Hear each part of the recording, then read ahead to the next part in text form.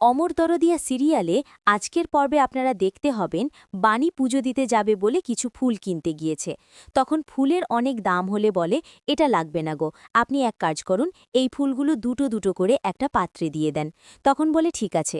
তখন কাগজে ফুল মুড়িয়ে দিতে গেলে বাণী একটা পেপার দেখতে পায়। তখন বলে ওই পেপারটা দেখি।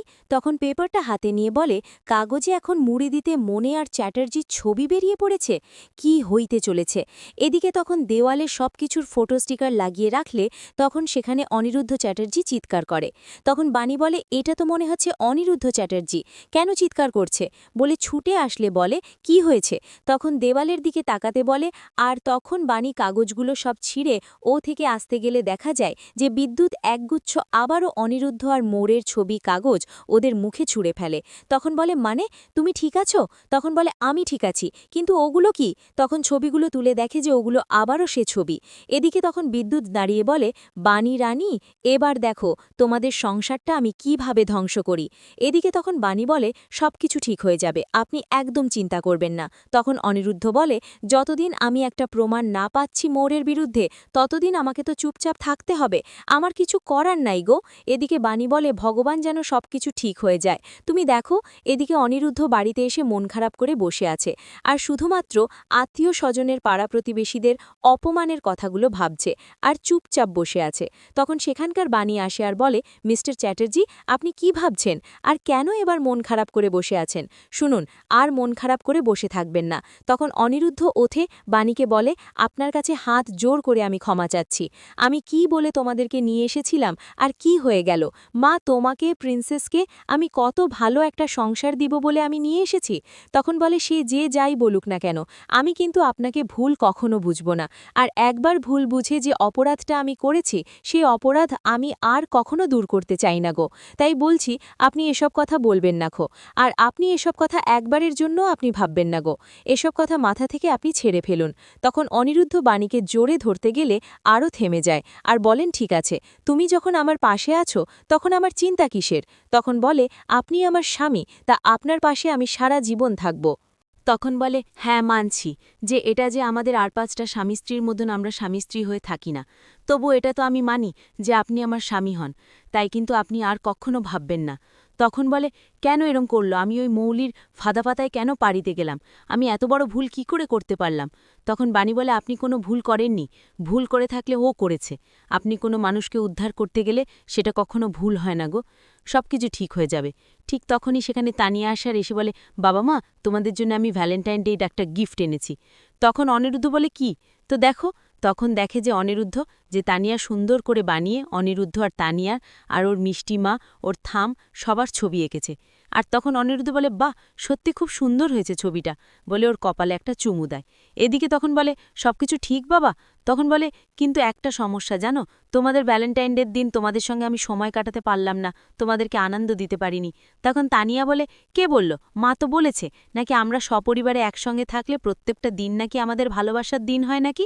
মা তখন বলে, হ্যাঁ একদম ঠিক কথা। পরের দিন দেখা যায় যে বাণী সেজেকুজে সুন্দর করে পুজো দিতে যাবে বলে ডালা সাজাচ্ছে। আর তখন সেখানে তানিয়া আসের বলে, মা দেখো আমি কি সুন্দর করে ঠাকুর বানিয়েছি। তখন বলে, সে ঠিক আছে, কিন্তু তুমি মাটি কোথায় পেলে? তখন মামুনি বলে, আমি মাটিগুলো এনে দিয়েছি রে।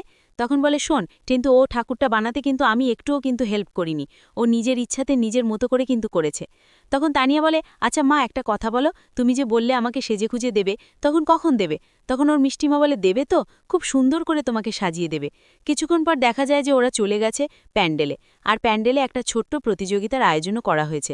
আর সেখানে তখন বলছে, আপনারা যে আপনারা শিবের মাথায় জল ঢালতে চান তারা এক্ষুনি শীঘ্র চলে যান। আর তখন সেখানে কর্ণী দাঁড়িয়ে থাকে, তানিয়া, অনিরুদ্ধ, বাণী সবাই মিলে। আর তখন ওর মামুনি বলে, তানিয়া তুমি আমার হাতটা ধরো। তখন ওরা বলে যে, কি চলো না আগে দেখে আসি, পুজোটা শেষ করে আসি। তখন প্রতিবেশীরা বলে, ওই দেখুন অনিরুদ্ধ চ্যাটার্জি আসছে, ছেলেটা নাকি খুব নোংরা বাজে। তখন অনিরুদ্ধ মাথা নিচু করে নেয়। তখন বাণী বলে, আপনি কেন মাথা নিচু করছেন? আপনি মাথা উঁচু করে বাজবেন, একদিন সব প্রমাণ হয়ে যাবে। তখন সাথী বলছে, বাণী একদম ঠিক করেছে অনিরুদ্ধ, বাণী একদম ঠিক কথা বলছে, তুই মাথা উঁচু করে বাজবি। এদিকে দেখা যায় ঈশানী, মৌলি, নয়রা, বিট্টু সবাই চলে আসে।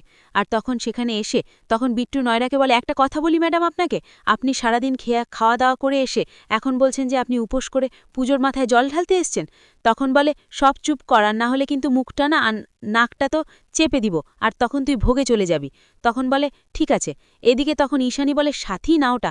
তখন সাথীর কাছে ছুটে আসে আর তখন সাথীকে দেবকে বলে সাথী তুমি কোথায় চলে গেছিলে? তুমি সত্যিকারের আজকে মহাদেবী হয়তো আমার কাছে তোমাদেরকে এনে দিয়েছে, আর তোমাদেরকে আমি কোথাও যেতে দেব না। আমি তোমাদেরকে নিয়ে যাব। আমি মানছি যে আমরা ভুল করেছি, তো তোমাদেরকে একা রেখে যাব না গো।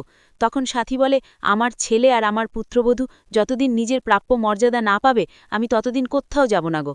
তখন ঈশানী বলে ঠিক আছে বলে দাঁড়ালে অনিরুদ্ধকে বলে আচ্ছা অনিরুদ্ধ, কাল তোমাদের আমি কিছু ছবি দেখলাম টিভিতে, কিন্তু আমি তোমাকে ব্লেম করছি না, তোমাকে আমি জাজ করছি না।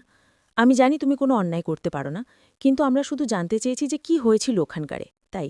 তখন অনিরুদ্ধ বলে কি হয়েছিল সেটা আমি খুব ভালোভাবে বুঝতে পারছি মাসিমণি, কিন্তু আমি যতদিন প্রমাণ না খুঁজে পাচ্ছি ততদিন আমি এই বিষয়ে কোনো কথা আমি বলতে চাই না গো।